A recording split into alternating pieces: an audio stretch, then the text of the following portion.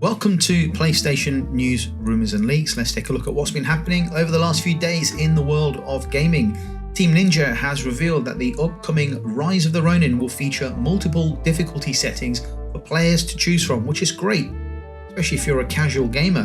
When asked if players can expect Rise of the Ronin to be a particularly difficult game, Yosuke Hayashi and Fumihiko Yasuda, I hope I pronounced those names correctly and haven't butchered them, but those guys, who are the development producer and game director, retrospectively had the following to say.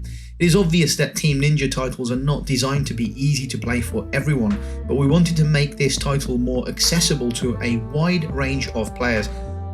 We have developed 3 distinct difficulty modes that players can choose based on their preferences.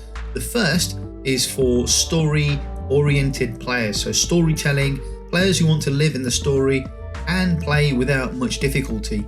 Then we have the intermediate mode for players who are used to this kind of an experience, but there is some level of difficulty. And finally, we have a more challenging mode that fits more closely with our previous games and meets the needs of hardcore players who love Souls-like games. No doubt the fans of Souls-like game will opt for the third mode, the most challenging difficulty mode available, but having 2 other difficulty levels I think is designed to ensure casual gamers have a way to get into these types of Souls-like games.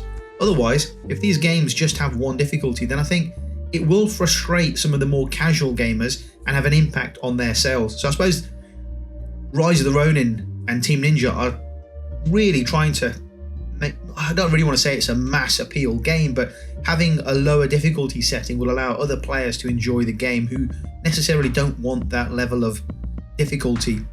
I'm looking forward to getting this game. Day 1 for me. Let me know if you're planning on getting the game and what difficulty you're going to be playing this game on. Moving on, PlayStation have announced at the beginning of December that by the end of the month, due to the end of a licensing agreement, it would be removing thousands of hours of Discovery TV shows from its platform, even if the users had purchased them.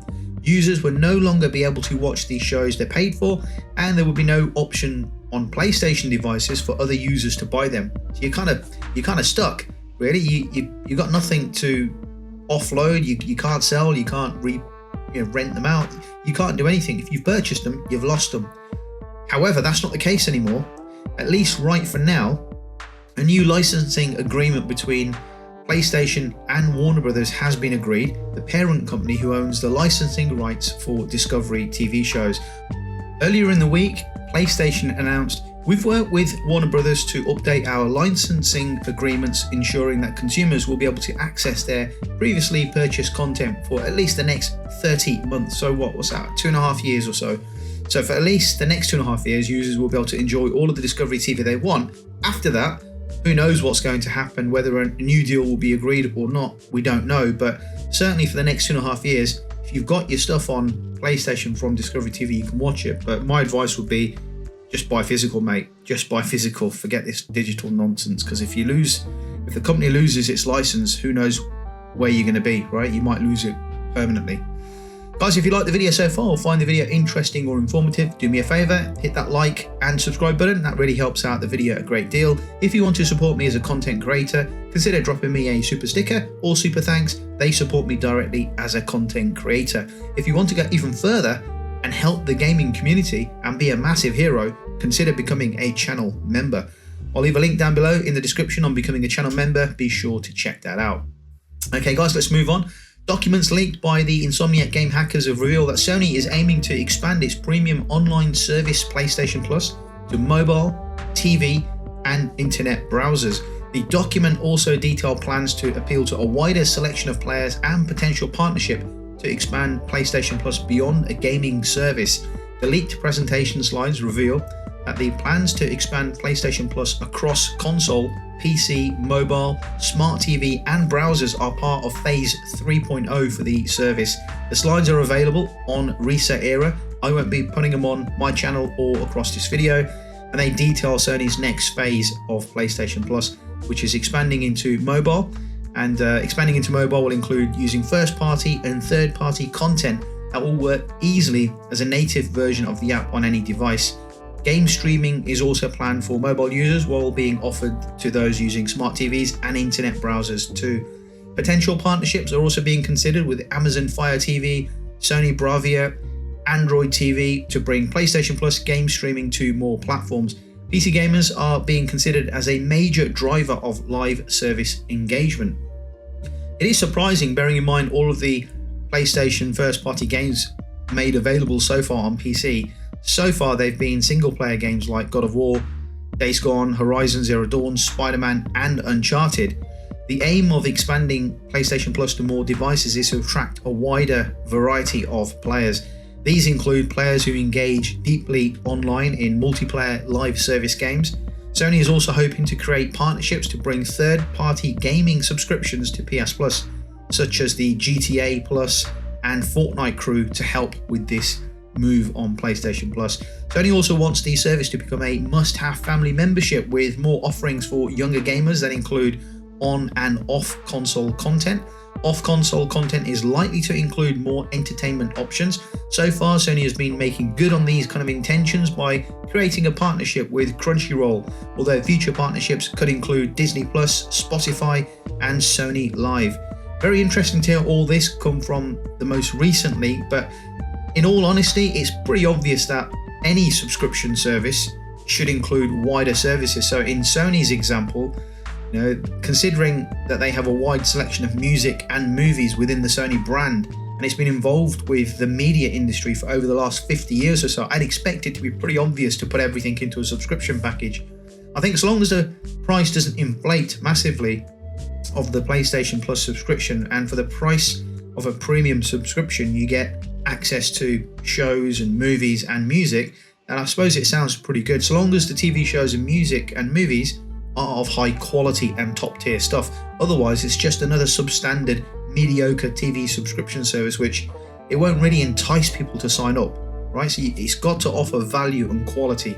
Moving on to our final piece, a presentation leaked after the recent ransomware attack on Insomniac Games suggests that PlayStation Studios might turn to making more mid-sized games to plug the gaps in release schedules. This was also alluded to by a known insider earlier this year, back in October, who noted that studios are increasingly turning to smaller experiences as big budget AAA games are taking increasingly longer to make. The leak in question is a presentation from Insomniac Games in which studio details the financial implications of releasing smaller games like Miles Morales, which went on to become a commercial hit. Insomniac suggests that this may become a necessity going forward, and that two mid-sized games are comparable to the performance of one AAA game but with a significantly smaller budget. The presentation also mentions that one AAA game can fund up to 3 mid-sized games, and the time it takes to release big budget blockbusters, a studio can churn out in the same time 2 smaller games back to back. Prospects of spending $300 million on 3 mid-sized games versus one AAA game is very intriguing. According to the leak, the studio is planning to release a Venom spin-off game before Spider-Man 3 launches in 2028. Now, this is not a problem for me. Back in the days, we used to get very big AAA game released more frequently, and no one really had an issue with the quality of the games. Think back to the days when every 2 or 3 years we got a new Uncharted game from Naughty Dog, or we got a new GTA game every 2 to 3 years from Rockstar. But the quality of those games was actually very, very good back in the days. Now, I don't mind the level of quality every 2 to 3 years if we get games like that. Not every game has to be a 30+ hour game with hundreds of collectibles. I want a great story with brilliant cinematics and a great gaming experience. I want quality rather than quantity. I don't want the game to be fulfilled with just fluffed out content just to state that it's a 30+ hour game. So the idea of a studio making a few mid-sized games is okay with me, especially if we were to get games that are on par with Miles Morales. Also, just to add, Sucker Punch spent around $60 to $70 million, I think that was, $60 to $70 million on Ghost of Tsushima, and its production value to me looks better than Spider-Man 2. So I think there's something there in terms of how studios need to be, I suppose, in full control of their budget and get as much bang for their buck before signing off those checks. 60 to 70 million pounds on a Ghost of Tsushima game which raked in over $350 million. That is absolute quality from Sucker Punch. You don't have to go out and spend 300 million on a AAA game. Take a leaf out of Sucker Punch's book and look at those pennies. Just look after those pennies. Okay guys, that's going to do it for the video. Thank you for watching. If you could do me a favor whilst you're here, go ahead and hit that like and subscribe button, and I'll catch you on the next PlayStation news, rumors and leaks video.